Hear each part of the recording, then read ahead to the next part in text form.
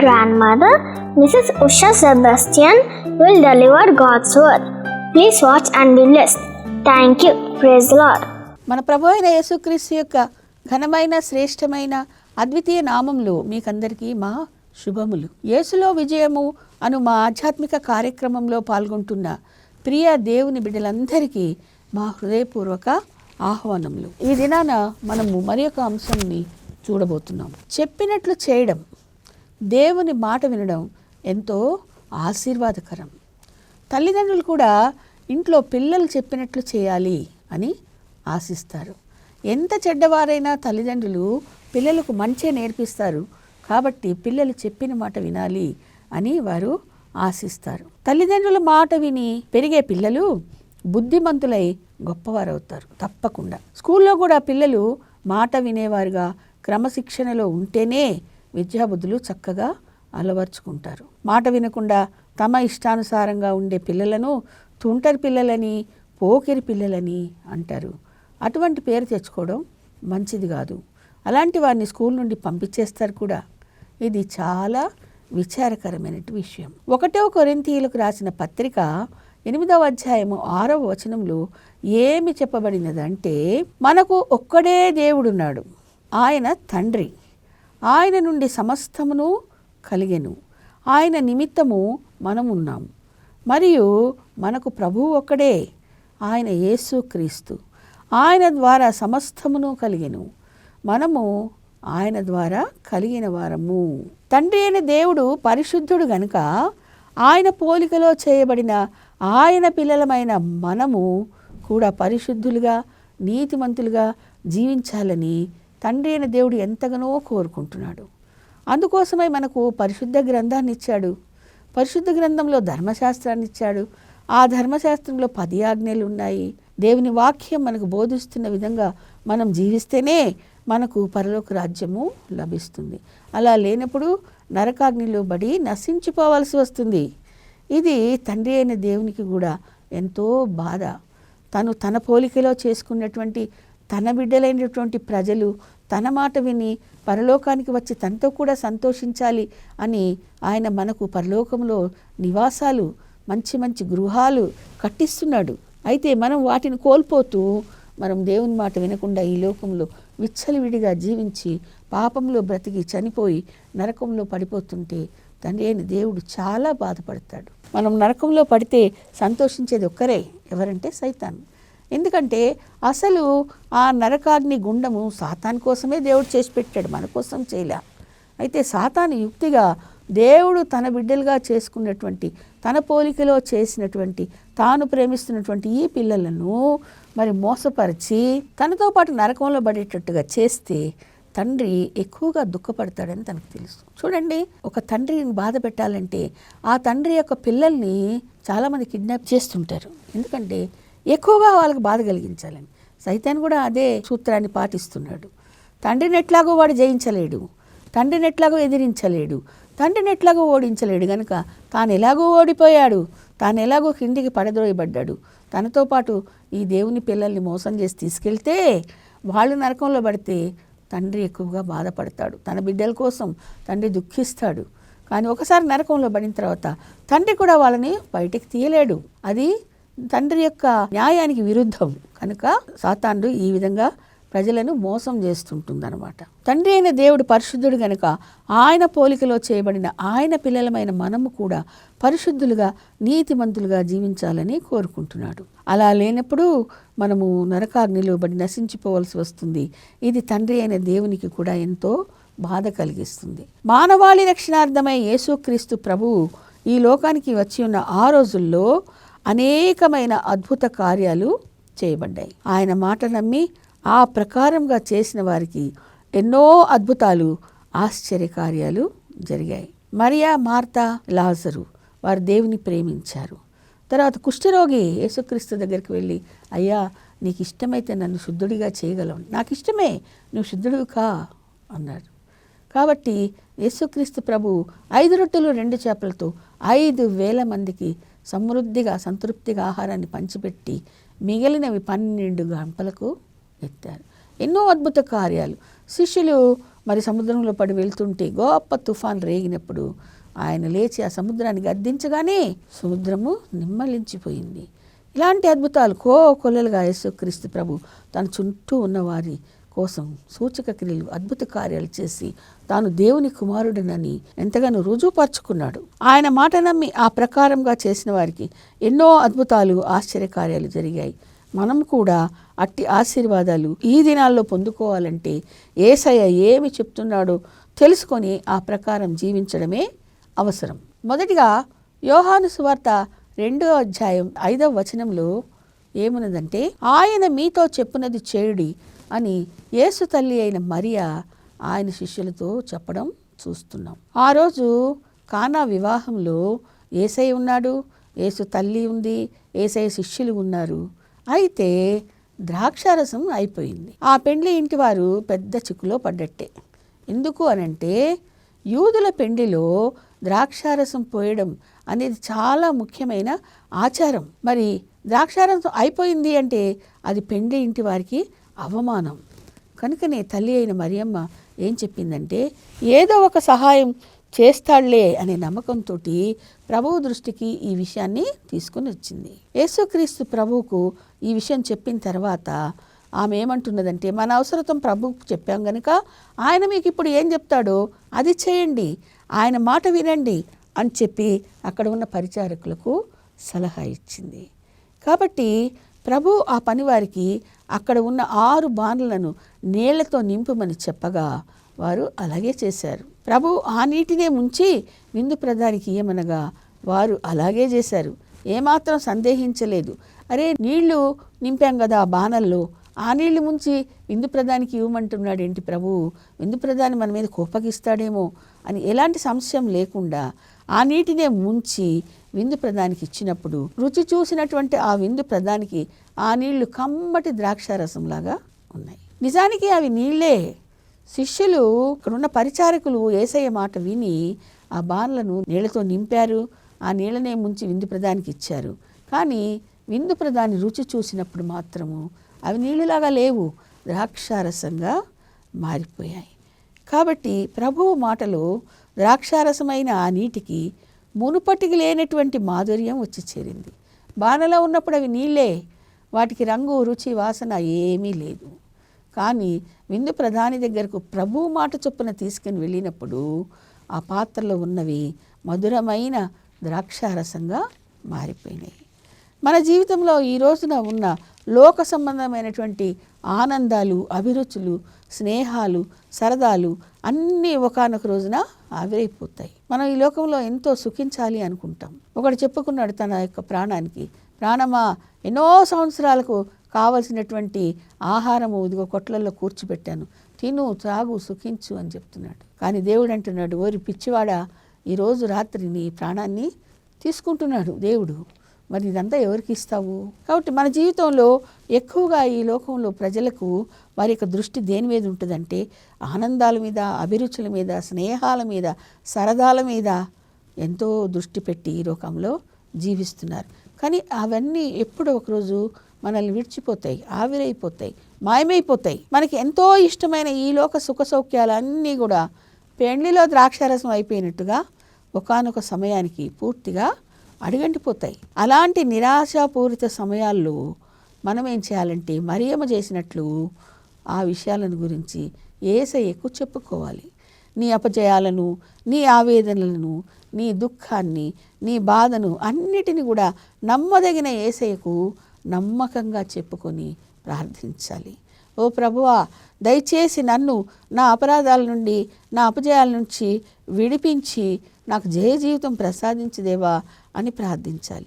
అప్పుడు తప్పకుండా యేసయ్య ఆదరిస్తాడు. ఒక్కోసారి విశ్వాసుల్లో కూడా ప్రార్థనపై ఆసక్తి తగ్గిపోతుంది, వాక్య ధ్యానం మందగిస్తుంది, అవిశ్వాసపు చీకట్లు కమ్ముకుగా ఆత్మీయ బలహీనత ఆవరిస్తుంది, అయోమయ స్థితిలో పడిపోతారు, ఏం చేయడానికి అర్థం కాక చిక్కుబడిపోతారు. అలాంటి సమయంలో సైతం ఇంకా ఇంకా దిగజారిపోక ముందే సిగ్గుపడకుండా, సంశయించకుండా దేవుని కృపా సింహాసనం దగ్గరకు ధైర్యంగా వచ్చి పరిస్థితి విన్నవించుకోవాలి. ప్రభువా, ముందటిలాగా ప్రార్థనలో ముందుకు సాగలేకపోతున్నాను దేవా, అన్ని లోటులు ఓటములు నా చుట్టూ ఉండి నన్ను వెక్కరిస్తుంటే నిస్సహాయంగా వెక్కి వెక్కి ఏడుస్తున్నాను ప్రభువా, దయచేసి నన్ను లేవనెత్తి నా పరిస్థితి మార్చుదేవా అని ప్రార్థిస్తే యేసయ్య తప్పక మనలను అంగీకరించి మనలో ఉన్న ఆ నీటినే తన జీవమనే ద్రాక్షారసంగా మార్చుతాడు. మనలను ఉజ్జీవింపచేసి నూతన ద్రాక్షారసమని చెప్పనశక్యమును మహిమాయుక్తమునైన సంతోషంతో నింపుతాడు. శాపగ్రస్తమైన ఆకోరు లోయను కూడా విశ్వాసంతో నిండిన నిరీక్షణ ఆధారాలతో ఆనందాలతో ఆశీర్వాదకరంగా మార్చేస్తాడు యేసయ్య. తన మాటతో ఈ సృష్టిని నిర్మించిన దేవుడు యేసయ్య. ఒక్క మాటతో శూన్యంలో నుండే ఆ 6 రాతి బాణంలో ద్రాక్షరసాన్ని నింపేయగలడు.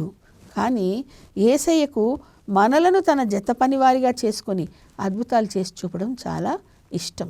అందుకని అక్కడికి పరిచారికులను పిలిచి ఆ తొట్లను నీళ్లతో నింపుమని వాళ్ళని కూడా అద్భుతంలో పాలిభాగస్తుల్ని చేస్తున్నాడు. అద్భుతాలు చేసి చూపించడానికి యేసయ్య అల్పమైన వాళ్ళనే ఎన్నుకుంటాడు. అందుకే పరిచారకులను పిలుచుకున్నాడు. ఆ నీళ్లు నింపండి అన్నాడు.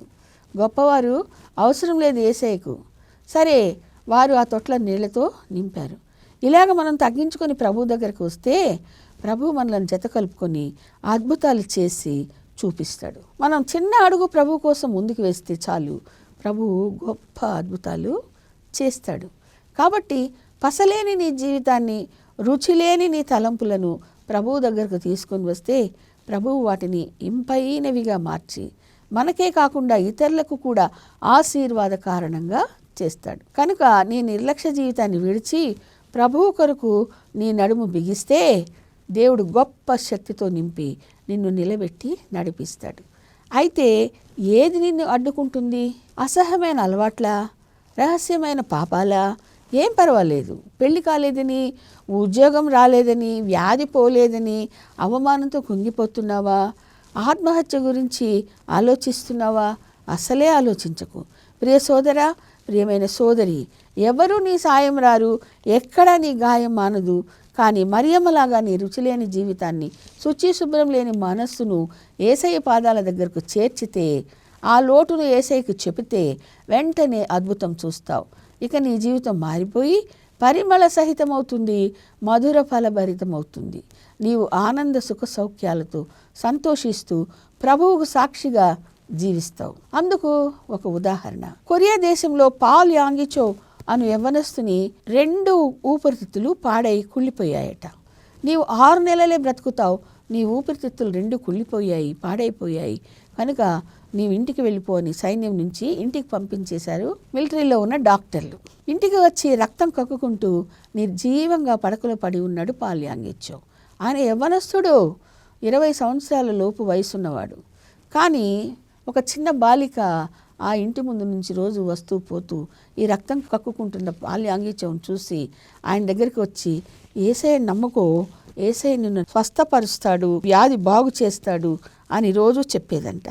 చెప్తుంటే పాల్ యాంగిచోకు చాలా కోపం వచ్చేది. ఎందుకంటే ఆయన బౌద్ధుడు, బుద్ధుని యొక్క బోధలు నమ్మేవాడు ఆయన.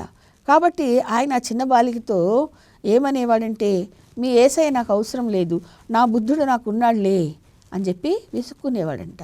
కానీ ఆ బాలిక ప్రతిరోజు చెప్తానే ఉండేదంట. ఎందుకంటే ఆ బాలిక వెళ్ళేటప్పుడు ఈయన రక్తం కక్కుకుంటూ బయట ఉండేవాడు. కొన్నాళ్ళకు వ్యాధి ముదిరిపోయింది, ఇక చావు అంచుల దాకా వచ్చేసాడు. అప్పుడు పడకలో ఉండి యేసయ్యకు మొరబెట్టుకున్నాడంట. యేసయ్యను హృదయంలోనే తలుచుకుని ప్రార్థించుకున్నాడంట. నీవే దేవుడివైతే నన్ను స్వస్థపరిస్తే నా జీవితాంతం మరణ పర్యంతం నేను నీవే దేవుడు అని ప్రపంచానికి చాటి చెప్తాను అని ఒప్పందం చేసుకున్నాడంట. వెంటనే యేసయ్య ఆయనకు కనిపించి ఆయనను ముట్టి స్వస్థపరిచాడు. అద్భుత రీతిలో పాల్ యాంగిచో ఆ భయంకరమైన క్షయవ్యాధి నుంచి బయటపడ్డాడు. ఇక ఆ రోజు నుంచి మరి ఆరోగ్యాన్ని పుంజుకుని ప్రపంచ దేశాలన్నీ తిరిగి యేసే నన్ను స్వస్థపరిచిన గొప్ప దేవుడు అని సాక్ష్యం ఇస్తూ అమోఘమైన సేవ చేశాడు. ఆయన యొక్క సంఘంలో కొన్ని లక్షల మంది, దాదాపు 10 లక్షల మంది ప్రజలు ఒక సర్వీస్కి వస్తారంట. అంత గొప్ప సంఘం అయింది. ఆయన ప్రపంచ దేశాలన్నీ తిరుగుతూ దేవుని సేవ చేస్తూ యేసే నిజమైన దేవుడిని ప్రకటిస్తూ అనేక పెద్ద పెద్ద సంఘాలు మరి అసంఖ్యాకంగా స్థాపించాడు. ప్రతి సంఘంలో కూడా లక్షలాది మంది ప్రజలు విశ్వాసులు కూర్చుంటారట. ఎంత గొప్ప సేవ! ప్రపంచంలో పాల్ యాంగి చౌ గారు చేసినంత సేవ మరి ఎవరూ చేయలేదు. ఈ విధంగా అమోఘమైన సేవ చేస్తూ గొప్ప సాక్ష్యాన్ని ఇస్తూ యేసయ్యను గురించి, ఆయన మహత్తును గురించి ప్రకటిస్తూ ఆయన తన 83వ ఏట ఇటీవల మరణించారు. దేవుని శక్తి తనను నమ్మిన వారిని అంతగా బలపరుస్తుంది, అద్భుతాలు చేయిస్తుంది, ఆశ్చర్యకార్యాలు చేయిస్తుంది. ప్రియ దేవుని బిడ్డ, ఈ రోజున దేవుడు నీతో మాట్లాడుతున్నాడు. ఉన్న పాటును వచ్చి దేవుని సన్నిధిలో కూర్చుని ప్రార్థించు. దేవుడే నీ సమస్యలు తీరుస్తాడు, నిన్ను స్వస్థపరుస్తాడు, నీకు సాయం చేస్తాడు, నిశ్చయంగా నిన్ను ఆశీర్వదిస్తాడు. ఎవరూ నీకు సాయం రారు, ఎక్కడ నీ గాయం పోదు, ఎక్కడ నీ అక్కర తీరదు. కాబట్టి నీవు యేసయ్య సన్నిధికి వచ్చి ప్రార్థించావంటే దేవుడే నీ సమస్య తీరుస్తాడు, నిన్ను స్వస్థపరుస్తాడు, నీ అక్కర తీరుస్తాడు, నిశ్చయంగా ఆశీర్వదిస్తాడు. బైబిల్ అంటుంది, నమ్ముట నీ వలనైతే నమ్మువానికి సమస్తము సాధ్యము. యేసయ్యను నమ్మగలవా? నీవు నమ్మితే అద్భుతం చూస్తావు నీ జీవితంలో. నంబర్ 2, లూకాసు వార్త 5వ అధ్యాయం 55-6 వచనాలలో, అయినను నీ మాట చొప్పున వలలు వేతుము అని చెప్పి ఈ మాట పేతురు అంటున్నాడు యేసయ్యతోటి. సందర్భం ఏంటంటే, జనసమూహాలకు బోధించిన తర్వాత యేసయ్య పేతురుతో ఈ దోణిని కొంచెం లోతుకు నడిపించి చేపలు పట్టు అంటున్నాడు. పేతురు ఏమంటున్నాడంటే, ఏలినవాడా, రాత్రి అంతా మేము ప్రయాసపడ్డాము, మాకేమీ దొరకలేదు, ఒక్క చేప కూడా పట్టలేకపోయాము. అయినా సరే నీవు ఇప్పుడు చెప్తున్నావు కాబట్టి, నువ్వు అద్భుతాశ్చర్యకార్యాలు చేస్తున్నటువంటి గొప్ప దేవుడవు గనుక నీ మాట చొప్పున నేను మళ్ళీ వలలు వేస్తాను అని చెప్పి పోయి వల వేసి విస్తారమైనటువంటి చేపలు పట్టారంట. విస్తారమైన చేపలు వాళ్ళ వలలో పడినందువల్ల వాళ్ళ వలలు పిగిలిపోవడం మొదలుపెట్టినాయంట. వలలు పిగిలిపోతుంటే చుట్టుపక్కల ఉన్నవారు వచ్చి వారికి సహాయం చేయవలసి వచ్చిందట. పుట్టుకతోనే జాలరి అయిన పేతురుకు చేపలు ఎక్కడ పడతాయో, ఎప్పుడు విస్తారంగా పడతాయో బాగా తెలుసు. అంతటి అనుభవం ఉన్న పేతురు కూడా రాత్రంతా వలలు వేసి ప్రయాసపడి కూడా ఒక్క చేపనైనా పట్టలేకపోయాడు. కానీ ఎప్పుడైతే జనసమూహాలకు బోధించడానికి యేసయ్యకు తన దోణినిచ్చాడో, యేసయ్య ఆ దోణిలో ఉండి బోధించాడో, తిరిగి ఆ యేసయ్య చెప్పగానే ఆ మాట విని లోబడి దోణిని కొంచెం లోపలికి నడిపించి చెప్పినట్టుగానే మరలా వలలు వేయగానే విస్తారమైన చేపలు పట్టగలిగాడు. మనం కూడా ఎంతటి అధికులమైనా కానీ దేవుని దగ్గర మనలను, మన అనుభవాన్ని, మన నైపుణ్యాన్ని మర్చిపోయి మనం తగ్గించుకున్నట్లయితే, విధేయతతో దేవుని మాటలకు లోబడితే, వాక్యానుసారంగా జీవిస్తే తప్పక ఆశీర్వదింపబడతాం, జీవితంలో వర్ధిల్లుతాం. దేవుడు ప్రవక్త అయిన యోనాను నినివే వెళ్ళి ప్రకటించమన్నప్పుడు యోనా లోబడలేదు, తర్షీషుకు వెళ్ళిపోయాడు. ఫలితంగా ఎన్నో కష్టాలు అనుభవించాడు. ఓడలో వెళ్తుండగా తుఫాను రేగినప్పుడు నావలోని వారు యోనాను సముద్రంలోకి విసిరేశారు. యోనాకు బ్రతుకుతాననే ఆశ లేకుండా పోయింది. ఆ మహాసముద్రంలో ఆయనను విసిరేశారు.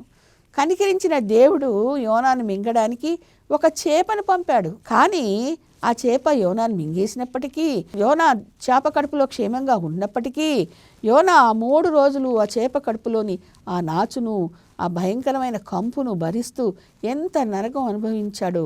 వెలిగే కనిపించని ఆ చేప కడుపులో నుండి బయటకు వస్తాడనే నమ్మకం యోనాకి ఏ కోశాన లేకుండా పోయింది. పాపం ఇన్ని కష్టాలు కేవలం దేవుని మాట వినకపోవడంతోనే, అవిధేయతతోనే కొని తెచ్చుకున్నాడు యోనా. దేవుడే కనికరించకపోతే అసలు భూమి మీదనే లేకుండా పోయేవాడు యోనా. అయితే పేతురులో ఉన్న విధేయతను యేసయ్య గమనించాడు. కనుకనే యేసయ్యను నేను ఎరుగనని ముమ్మారు బొంకినా కానీ తిరిగి పేతురును ప్రేమించి ముమ్మారు ప్రశ్నలతో బలపరిచి, నా గొర్రెలను మేపు, నా గొర్రెలను కాయు అనే గొప్ప బాధ్యతను అప్పగించాడు. ఆదిమ సంఘంలోని విశ్వాసులను పదిలపరిచే భారాన్ని పేతురు భుజాలపైన మోపాడు. తర్వాత ఈ పేతురునే దేవుడు ఎంతగా శక్తితో నింపి ఆశీర్వదించాడంటే, ఈ పేతురు దారిలో నడిచి వెళ్తుంటే అతని నీడపడిన వ్యాధిగ్రస్తులందరూ స్వస్థపడ్డారు. దురాత్మలు ఆ మనుషులను విడిచి పారిపోయినాయి. ఇంతటి గొప్ప శక్తితో పేతురు నింపబడ్డాడు. శృంగారం అనే దేవాలయం దగ్గర పడి ఉన్న పుట్టుకుంటి వాణిని సైతం పేతురు యేసు నామంలో లేచి నడువు అని పలికినప్పుడు ఆయన లేచి నడవడానికి కావలసిన శక్తిని పేతురు నోటి మాటలో ఉంచాడు యేసయ్య. ఏమాత్రమూ చదువులేని పేతురు మొట్టమొదట ఒకే ఒక ప్రసంగం చేసినప్పుడు సుమారు 3,000 మంది రక్షించబడ్డారు, యేసయ్యని రక్షకుడుగా అంగీకరించగలిగారు. అంతటి అద్భుత శక్తిని పేతురుకు ఇచ్చాడు యేసయ్య. ఈ రీతిగా పేతురు అనే బండ మీద తన సంఘాన్ని కడతానని తన వాగ్దానాన్ని వెల్లడించి నెరవేర్చి చూపాడు యేసయ్య. కాబట్టి యేసయ్య మాట వింటే ఎంతటి ఆధిక్యత మన జీవితానికి వస్తుందో, మన బ్రతుకులో ఏర్పడుతుందో మనం అనుభవపూర్వకంగా తెలుసుకుందామా? యేసయ్య మాట విందామా? లోబడదామా? విశ్వసిద్దామా? ఫరో రాజు కుమార్తె ముద్దుల కొడుకైన మోషే రాజభోగాల్ని తిరస్కరించి దేవునికి లోబడిన కారణం చేత ఇశ్రాయేలీయులను 430 సంవత్సరాలు ఐగుప్తు దాస్యం నుంచి విడిపించడానికి ఏర్పరచుకున్నాడు. మోషేని ఫరో రాజు కుమార్తె పెంచుకుంది. తర్వాత మోషే రాజు కాబోతున్నాడు ఐగుప్తు దేశానికి. కానీ తన తల్లి యొక్క మాటలు, తల్లి దగ్గర పెరిగినటువంటి మరి మోషే ఇశ్రాయేలీయులు తన ప్రజలని, దేవుని ప్రజలని తెలుసుకున్న తర్వాత మరి ఐగుప్తు రాజభోగం కంటే దేవుని బిడ్డలైన ఇశ్రాయేలీయులతో కలిసి జీవించడం మరి మంచిదని ఎంచుకున్నాడు. ఇంతటి గొప్ప ఎంపికను చేసుకున్నాడు కాబట్టే 20 లక్షలకు మించిన ఇశ్రాయేలు ప్రజలను ఐగుప్తు నుంచి బయటికి రప్పించడానికి ఫరో రాజు ఎదుట గొప్ప సూచక క్రియలు, మహత్కార్యాలు చేసి ఐగుప్తు దేశాన్ని గడగడలాడించడానికి, ఫరో సైన్యాన్ని ఎర్ర సముద్రంలో ముంచి అందమొందించడానికి మోషేను దేవుడు వాడుకున్నాడు. సమర్థవంతంగా 40 సంవత్సరాలు ఇశ్రాయేలీయులను అరణ్య యాత్ర ద్వారా వాగ్దాన భూమికి నడిపించడానికి మోషేను వాడుకున్నాడు. మోషే వంటి గొప్ప నాయకుడు ప్రపంచ చరిత్రలోని నభూతో నభవిష్యతి అనగా పుట్టలేదు, పుట్టబోడు అని అర్థం. సౌలు రాజు దేవుని మాటకు పలుమార్లు అవిధేయుడైన కారణం చేత రాజ్యాన్ని, కుటుంబాన్ని, చివరకు ప్రాణాలనే కోల్పోయాడు. కానీ దావీదు మహారాజు దేవుని హృదయానుసారుడుగా పేరు పొంది చివరకు యేసయ్య వంశావళికి ముఖ్యుడైపోయాడు. సృష్టికర్త అయిన యేసయ్యను సైతం ఈరోజు మనం దావీదు కుమారుడా, యేసయ్య అని పిలవగలుగుతున్నాము అంటే దావీదుకు ఎంతటి ఘనత ఇచ్చాడో దేవుడు మనం ఇక్కడ చూడాలి. చివరిగా తేల్చి చెప్పేది ఏంటంటే, దేవుని మాటకి లోబడి వాక్యానుసారంగా జీవించినప్పుడే అన్ని ధన్యతలు, ఆశీర్వాదాలు మనకి అమరుతాయి. నయమాను నిజదేవుని ఎరుగని అన్యజనుడు, ఆ దేశానికే గొప్ప సైన్యాధిపతి. అయితే కుష్ఠరోగి. కుటుంబానికి ఇది ఒక తీరని సమస్య, మాయని మచ్చ. ఇశ్రాయేలీల దేశం నుండి చెరపట్టి తెచ్చిన బాలిక తన ఇంటిలో బానిసగా ఉంది. ఆమె పదే పదే చెప్పగా స్వస్థపడగలననే ఆశతో ఎంతో అట్టహాసంగా, ఆర్భాటంగా షోమ్రోన్లో ఉన్న ప్రవక్త ఎలీషా దగ్గరకు నయమాను వెళ్ళాడు. అయితే ఎలీషా చెప్పాడు, నువ్వు వెళ్ళి యర్దాను నదిలో 7 సార్లు మునుగు అని ఇంట్లో నుంచే వర్తమానం పంపించాడు తన యొక్క శిష్యుడితోటి. వార్త తెలుసుకున్న నయమాను కోపంతో ఊగిపోయాడు. ఎంత గొప్ప సైన్యాధిపతి ఇంత ఆర్భాటంగా వస్తే ఈ ప్రవక్త బయటికే రాడా, తన పనివాడితో కబురు పెడతాడా అని అవమానంతో రగిలిపోయాడు. ఈ యోర్దానికంటే ఎంతో గొప్ప నదులు మా దేశంలో చాలా ఉన్నాయిలే అని వెటకారంతో వెనక్కి మళ్ళాడు. అయితే దారిలో పనివాడి బుజ్జగింపు మాటలతో మెత్తబడి యోర్దాన్ నది దగ్గర ఆగి కిందకి దిగి ఆ నదిలో 7 సార్లు మునిగాడు. గొప్ప అద్భుతం చూశాడు. కుష్ఠరోగం మాయమైంది. దేహం పసివాడి దేహంలాగా మృదువుగా మారిపోయింది.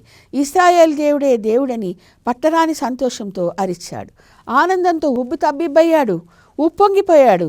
ఇదంతా ఇశ్రాయేలు దేవుని ప్రవక్త మాటకు నయమాను లోబడిన కారణం చేతనే జరిగింది. విధేయతలో ఇంతటి విజయం ఉన్నట్టుగా మనము చూస్తాం.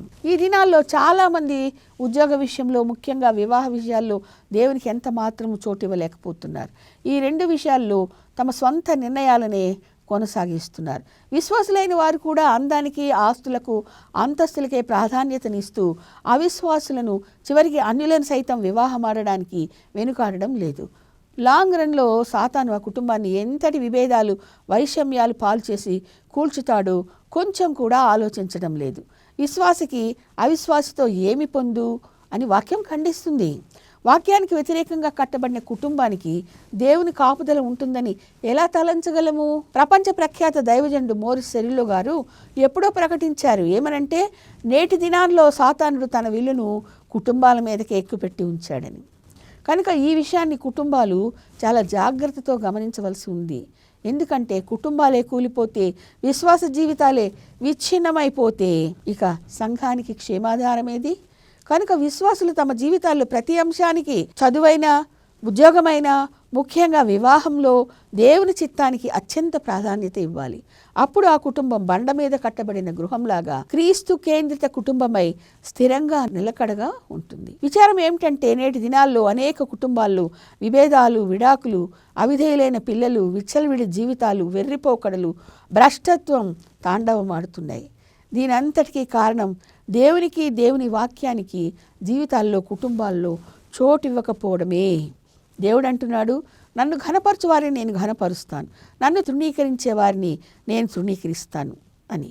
కనుక భయమునుంది దేవునికి లోబడదాం. దేవుని నామమునకు దూషణ కలిగించకుండా జాగ్రత్త పడదాం. నంబర్ 3, నీవు నమ్మిన ఎడల దేవుని మహిమను చూచెదవు. ఈ మాటను స్వయంగా యేసు ప్రభువే మార్తతో అంటున్నాడు. లాజరు మరణించాక ఆలస్యంగా వచ్చిన యేసయ్యను చూచి మార్తా, మరియా కన్నీరు మున్నీరుగా విలపిస్తుంటే చూచిన యేసయ్య ఈ మాట పలికాడు. యాయోరు కుమార్తె మరణించినప్పుడు యేసు ప్రభువు వెళ్ళి ఆమెను చెయ్యి పట్టుకొని తలితాకుమి, చిన్నదానా లెమ్మనగానే ఆ బాలిక సజీవురాలిగా లేచింది. ఈ వార్త ఆ ప్రదేశమంతటా వ్యాపించగా యేసయ్య ఎంతో ఘనత పొందాడు. విధవరాలి కుమారుడు మరణించగా పాడెపై ఊరి వెలుపలికి కొనిపోబడుతుండగా చూచిన యేసయ్య విధవరాల్ని కనికరించి ఆమెకు ఒక్కడై ఉన్న ఆ యవ్వనుడి పాడెని ముట్టగా అతడు మరలా బ్రతికాడు. ఈ 2 సందర్భాల్లోనూ మరణించిన కొద్దిసేపటికే లేపబడ్డారు గనుక వారి మృతదేహాలు కుళ్ళిపోలేదు. యేసయ్య స్పర్శతో మృతులు సజీవులై లేచారు. అయితే ఇక్కడ లాజరు రోగి అయి మరణించి అప్పటికే 4 రోజులు మించిపోయాయి కనుక శరీరం కుళ్ళిపోయి కంపు కొడుతూ ఉండొచ్చు, శరీర భాగాలన్నీ పాడైపోయి ఊడిపోతూ ఉండొచ్చు. కనుక మరియా, మార్త ఇక లాజర్ను దేవుడు కూడా బ్రతికించలేడని అనుకుని ఉంటారు. అందుకే ఇప్పటికే 2 మృతులను లేపిన యేసయ్య తానే స్వయంగా మీ తమ్ముడు మరలా లేస్తాడమ్మా అని చెప్తున్నా కానీ నమ్మే స్థితిలో లేరు వారు. ఇలాంటి అవిశ్వాసము యేసయ్యను ఎంతగానో బాధిస్తుంటుంది. అందుకే నీవు నమ్మినట్లయితే దేవుని మహిమను చూస్తావు అని నొక్కి చెప్తున్నాడు యేసయ్య. చివరకు తాను చెప్పినట్లే సమాధి దగ్గరికి వెళ్ళి అడ్డురాతిని తొలగింపచేసి లాజరు అని పిలవగానే 4 రోజుల క్రిందట మృతులైనటువంటి లాజరు సజీవుడుగా లేచి వచ్చాడు. అప్పుడు మరియా, మార్త యేసయ్య మహిమను ఎరిగిన వారే సంతోషించారు. ఇది అద్భుతాల్లోకెల్లా గొప్ప అద్భుతం. యేసయ్య తన మాటతో చేసిన మహా అద్భుతం, బైబిల్లో వ్రాయబడిన సత్య సంఘటన. ఈ రోజున యేసయ్య మత్తయి సువార్త 17వ అధ్యాయం 20వ వచనంలో వ్రాయబడినట్లుగా మనతో అంటున్నాడు, మీలో ఆవగింజంత విశ్వాసం ఉన్న ఎడల ఈ కొండను చూసి ఇక్కడి నుండి అక్కడికి పొమ్ము అని చెప్పిన ఎడల అది పోవును. మీకు అసాధ్యమైనది ఏదీ ఉండదని నిశ్చయంగా మీతో చెప్పుచున్నాను అని అంటున్నాడు యేసయ్య. మన జీవితాల్లో బండలాంటి చిక్కులు, మన కుటుంబాల్లో కొండలాంటి సమస్యలు, కుదరని వ్యాధులు, ముదిరిన వివాదాలు ఎన్ని ఉన్నా కానీ విశ్వాసంతో యేసయ్యని వేడుకుంటే అవన్నీ మంచులాగా కరిగి మాయమైపోతాయి. నిజం, నీవు నమ్మిన ఎడల దేవుని మహిమను చూస్తావు. ఆమేన్. మా ప్రభువా, మీ పాదాలకు స్తోత్రాలు. మేము నిన్ను నమ్మడానికి మీరు మాకు సహాయం చేయండి. మా నమ్మికను స్థిరపరచండి. అల్ప విశ్వాసాన్ని, అవిశ్వాసాన్ని కొట్టివేయండి. మీరే నిజమైన దేవుడని నమ్మి ఆశీర్వదించబడడానికి, అద్భుతాలు చూడడానికి, ఇతరులకు ఆశ్చర్య కార్యాలు చూపించడానికి మమ్మలను వాడుకొనుమని ఆశీర్వదించమని యేసు నామములో ప్రార్థిస్తున్నాను తండ్రి. ఆమేన్.